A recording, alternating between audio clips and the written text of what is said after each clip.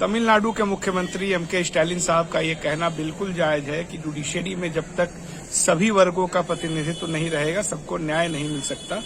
इसीलिए मैं मानता हूं कि सुप्रीम कोर्ट में प्रतिनिधित्व होना चाहिए बिरादरी के हिसाब से।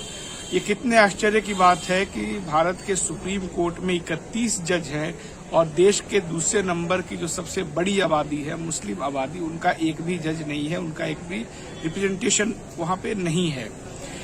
ये स्थिति इसलिए बनी है कि जो कोलेजियम सिस्टम है, या तो इसने सरकार के सामने अपने को एकदम नतमस्तक कर दिया है और सरकार के हिसाब से काम कर रही है, या फिर कोलेजियम के अंदर एक गिरोह के रूप में कुछ लोग काम कर रहे हैं जिनके परिवार के ही लोग जज बनते हैं। आप सोचिए कि जस्टिस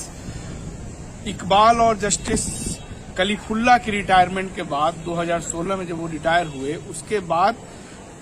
सीनियरिटी के आधार पे जस्टिस अकील कुरैशी जो त्रिपुरा के चीफ जस्टिस थे, इससे पहले महाराष्ट्र के चीफ जस्टिस रहे, सीनियरिटी में सबसे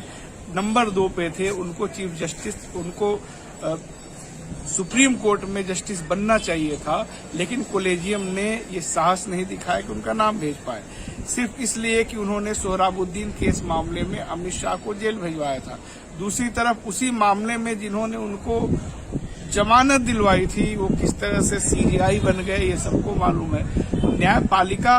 पे भरोसा लोगों का तभी कायम हो पाएगा जब फेयर तरीके से जजों की नियुक्ति हो, और ऐसा न हो पाना देश के न्यायपालिका में लोगों के भरोसे को कमजोर करता है। ये दुखद है और ये एक राजनीतिक सवाल है, इसलिए राजनीतिक मसलों पे